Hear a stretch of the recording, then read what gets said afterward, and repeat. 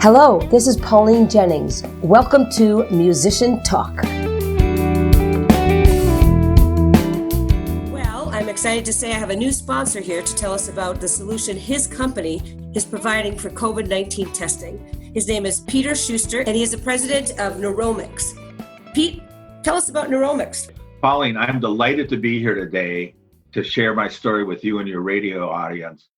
And I'm especially excited because I'm a denizen of Northfield and a fan of Kim Radio. As far as Neuromix, we're a 16-year-old company. We were heavily involved in making cell-based assays and media. So because it's highly regulated, it was very easy for us to pivot and have the proper certifications to make virus transport media and COVID-19 testing kits. Wonderful. Tell us more about that and how that works. It's elegantly simple, Pauline. We make the media, and the media is designed to safely transport patient samples to sites for testing. The actual kits involve the media in a sterile tube with a swab, and we provide anything from the virus transport media or VTM to the entire kit. Who do you sell this to? We sell it everywhere from a nursing home in Seattle to New York City. We just shipped out 2,000 kits to New Jersey today. We're as far north as International Falls, Minnesota. We sold to a hospital network up there, and we're south of the border. Can you tell me about the importance of these kits and testing?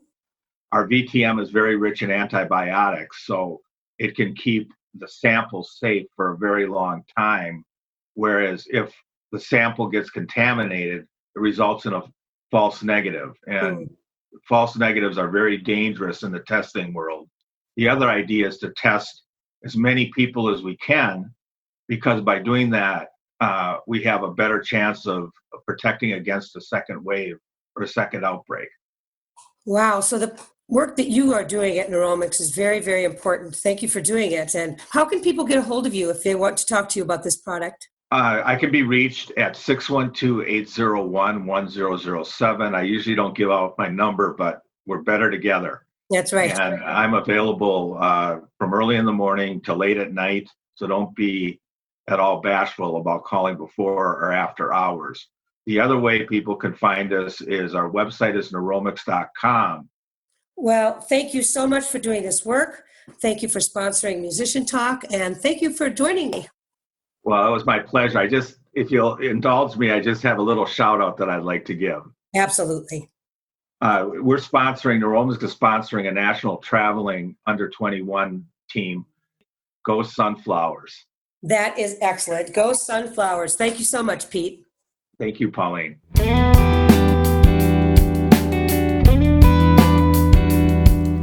Hello, this is Pauline Jennings. Welcome to Musician Talk.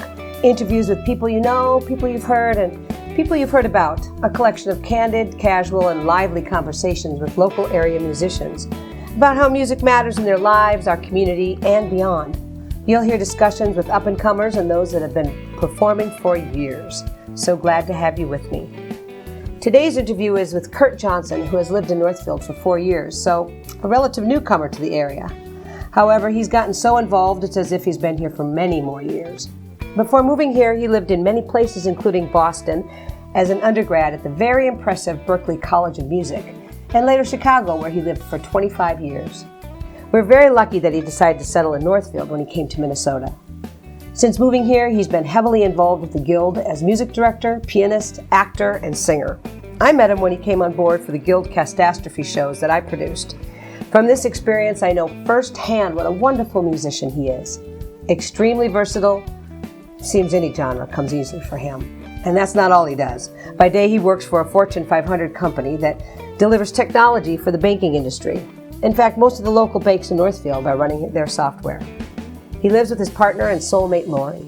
And when asked about his experience living here, he says he could never have imagined a community so full of people who are ready, able, and willing to engage creatively. How nice. So now, let's talk with Curt Johnson.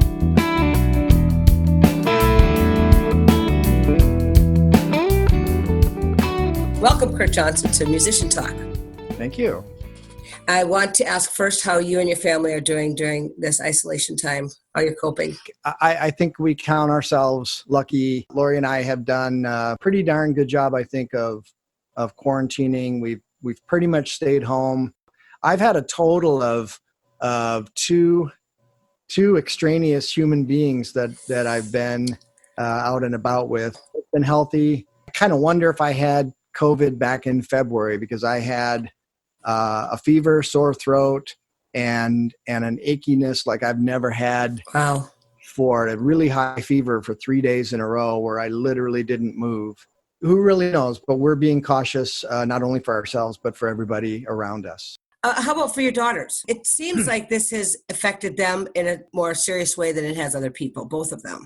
So my younger daughter, Rebecca, graduated college about a year ago and was accepted into the Peace Corps last October, expecting to ship out from Mongolia 7 days today, which is Saturday, May 23rd. All of those plans have been put on hold. The Peace Corps recalled all of their volunteers all over the world. First time that's ever happened. And they're not announcing any decisions or any guidance or anything until October 1 of this year. And then your other daughter's a nurse, as I understand. Yeah, she's a neonatal intensive care nurse in downtown Chicago. And she's doing great. She was feeling a little bit useless in her role because they don't see any COVID in the NICU. So she got trained in respiratory therapy about a month ago and is doing some shifts in the adult ICU where she does come into contact with COVID-19 patients. She's in a good spot. Certainly there's always the risk now that she's entering zones where she can be exposed, but I just kind of trust that their process is good. Right. And so far, so good. So let's get into your musical life. It seems that you started early on piano. Why don't you just talk to me about that? Your first experiences. Yeah, my dad is very musical. Grew up a pastor's son, playing in church, and classically trained, but also, however he developed his ear. I think that's the thing that is transmitted in the genes. Because I was interested in music early on. I used to go to a family friend's house after school in first grade, second grade. And the older boy there was taking piano lessons. And after school, he'd have to come home and sit at that bench and do his required 15 minutes of practicing. Right. Which from what I understood was absolutely miserable. All throughout my grade school life, kids didn't like to practice. But I would listen to him play something, and then when he was done, I would sit at the piano and figure out what he was playing, not knowing anything about the music. I was just going off of what I heard. That was kind of the impetus for my dad buying us a piano and my getting more involved in it. I didn't really get serious about the reading music and all of that until high school, when I wanted to play with show choir and accompany concert choir and jazz, play in the jazz band. And then I had to kind of get involved in reading music, and that I bet. not the way I would recommend it. I appreciate the ears that I have now and be able to play by ear.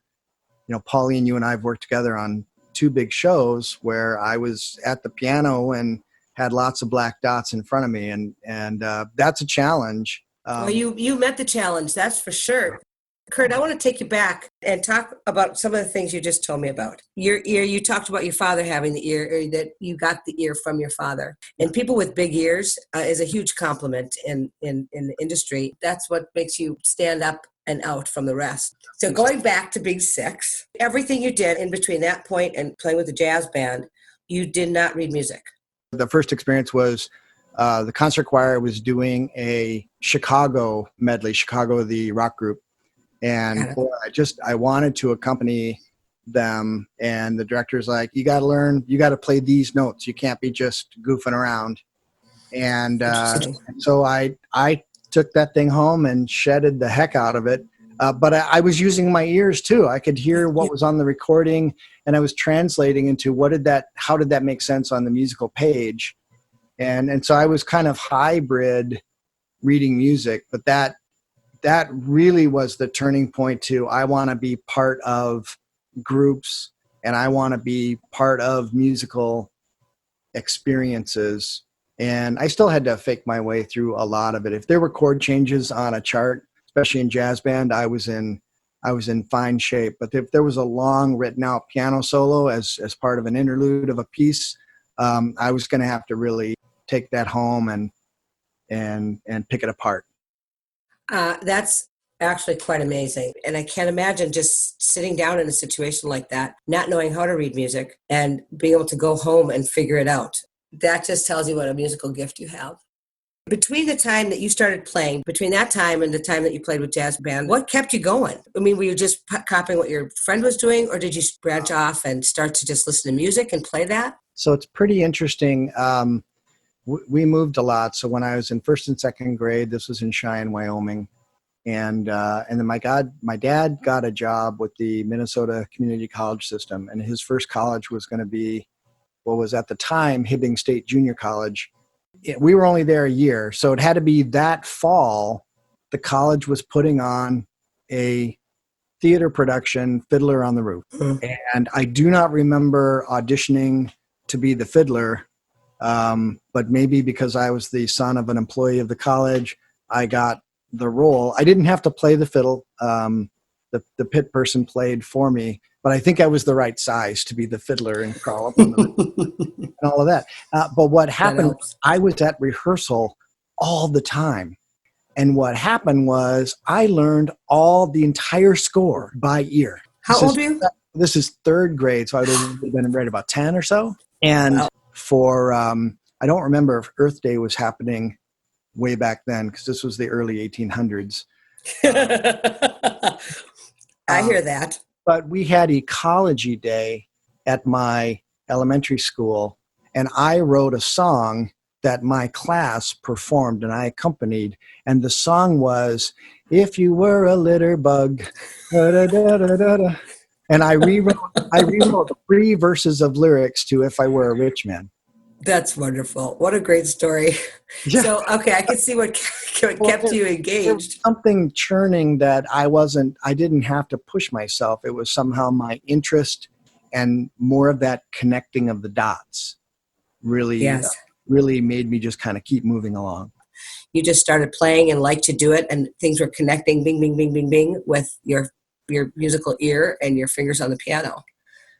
Certainly, but I wouldn't want to encourage anybody to just lean on what happens naturally for them. Sure. The truly good ones are the ones that took that and said, well, I'm going to commit to it. And then you definitely are a practicing artist then. So, I mean, when did you turn into that practicing musician? Shortly after getting to play with the concert choir. I had also auditioned for the show choir, and I was in that as a singer. The show choir director gave me some challenges.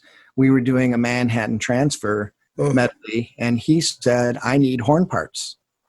All I had to do was listen to recordings and write down the horn parts. Mm-hmm. And of course, then I learned about transposing instruments. That was more seeds for what was about to grow. And when I graduated high school, I'd really wanted to go off to music school, but I also I wasn't really ready. And I'd already been accepted to Berkeley College of Music in Boston, but decided to be a little more traditional first, which, tells you're not going to be a starving artist your whole life. Right. So I went off to University of Wisconsin, Eau Claire for a couple of years, but the music program there turned me off. It was very traditional. And so I studied computer science there for a couple of years. Then I quit college and I came back to the Twin Cities, and through a connection at Schmidt Music turned me on to a musician named Manfredo Fest, who was a fairly prominent jazz pianist in the Twin Cities. And I contacted him and studied with him, couple lessons a week. And when I wasn't working, I was practicing. I was truly, truly shedding. It was after about 3 years of that, 3 years of studying with Manfredo and then getting connected into a variety band in the Twin Cities. This was back in the days when there were actually house bands. And our final gig was almost a year and a half as the house band at the famed Thunderbird Hotel in Bloomington. Wow. Where are those days? Yeah. Boy, to get this, like now to get a long-term gig, it needs to be a theater gig. Exactly. Because unless you're on tour, and that's really hard to do. I want to move on to one of the songs that you picked, the first song, and I want you to tell us a little bit about it, why you chose it, why it's important to you. All right. I've got a good friend who's a longtime folk artist. His name is Greenway. I absolutely adore his music. And when I was thinking about this interview and the timing of it, I really wanted to pick a couple of songs that fit this weekend. I realize the broadcast will be afterwards. Yep. To me, that doesn't matter, because what I'm doing is I'm introducing people to songs that I think are meaningful in this day and age. And so this first one is a Greenway composition called Standing on the Side of Love. And it's inspirational. It is aspirational, I think, for the time that we live in, where our culture is very divided. And our values, I think, as humans, we share common values, but we're not necessarily willing to commit our voices to those values. And so the tagline at the end of each of the verses is, "When they call my name, I'll be standing on the side of love." How lovely. That's beautiful. Let's hear it.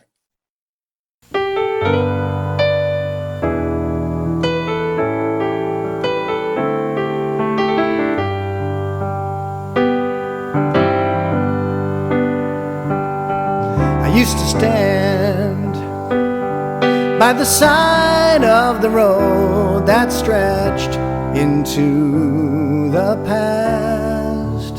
I turned around. There were two ways to go and a load to lay down at last. I saw sisters and daughters, brothers and sons, and the lines that divide them up. When they call my name, I'll be standing on the side of love.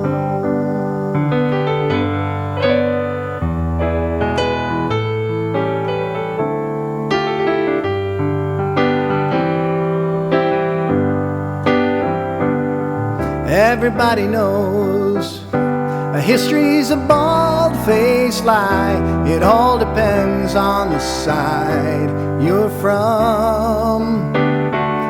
There is no way to ever unwind the things that are already done by sisters and daughters, brothers and sons, to push some down and to rise some up. When they call my name, I'll be standing on the side of love. I wanna be there when the spaceship lands and something crawls out that we don't understand. That's when we'll all embrace the family of a man, and the rest will be forgotten.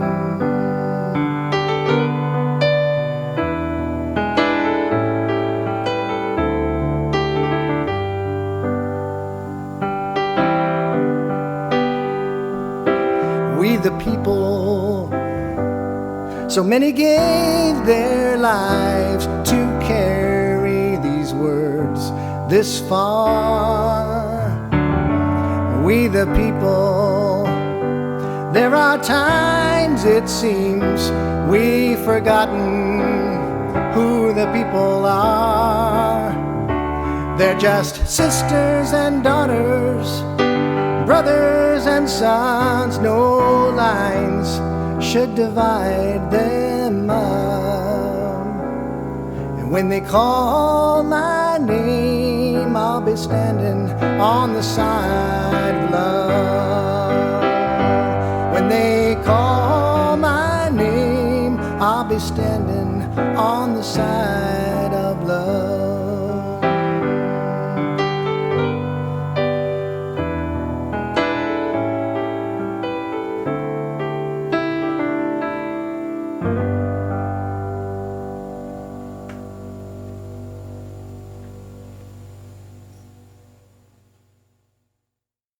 Really beautiful. Thank you.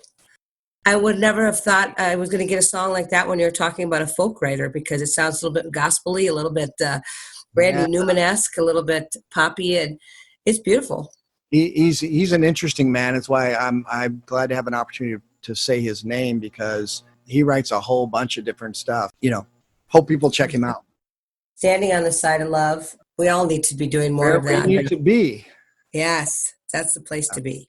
And this is perfect transition with this song, because I want to discuss and have this show be about the heart and how music matters with the heart and our society, and how it affects you, not only mentally, but emotionally, and how it affects your relationships. So that's a huge, huge topic. But let's just start with when you were growing up, and you said that your family bought a piano. So that was a big thing probably in your life. How did that change your life with your father being a musician? Just kind of walk me through that up to middle school. I wasn't really exposed to him as a musician so much until I got older. My dad's father, my grandfather, was both I mentioned he was a pastor. He's a Baptist pastor in a little town in Texas, but he was also a cattle rancher. He had a very large Brahmin cattle ranch. And I used to be able to go down summers and I'd have to go to church on Sunday morning, Sunday evening, Wednesday evening. But I still remember a moment where he said, "Hey, follow me." And we walked into the sanctuary and he said, "Sit down over there." And it was right at the very front of on the dais, on the left side was a grand piano. And he said, "Play me something." And I was like, okay, what's religious? And, and I probably played "How Great Thou Art" or something along those lines. I still really love that song. But after I played it, he said, that's the piano that your dad grew up playing on. Oh. And so that's legacy for me. And so when I can't really know where this innate ability part comes in, I really lean back on that. And I've learned later that my dad's mother, who passed away very young when my dad was 17, that she was very musical. She was, I think, the church organist or something like that out here. So even though my dad wasn't kind of front and center musically in my journey, there were things that came to me along each chapter of my life so far that have showed me how much legacy that there was for me, even though I didn't know it at the time. Understood. Those are neat stories. I'm wondering how it affected, as you got to be better and better on the piano and you were spending more and more time in that world, how it affected your relationships with your friends. I think maybe people are just drawn to musicians, but in high school, especially where you have a unique talent, that was something that made making friends easier. And as I mentioned, we moved around a lot. So by the time I got to high school, I'd already been to 9 different schools. And so learning how to make friends was a thing that you were always looking for an angle. And I think that one was mine for a while. But that is such a cool parallel to my life right now here in Northfield. You move here and it's that same thing. What is it that opens the door to connecting with people? That's a wonderful way to put it. What opens the door to connecting with people? And what are some easy ways to do that? Well, music, absolutely. And theater, absolutely.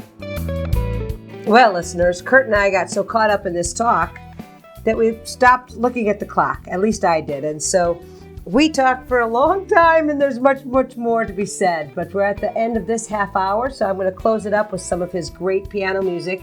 And part 2 will come to you next week. Same time, same place.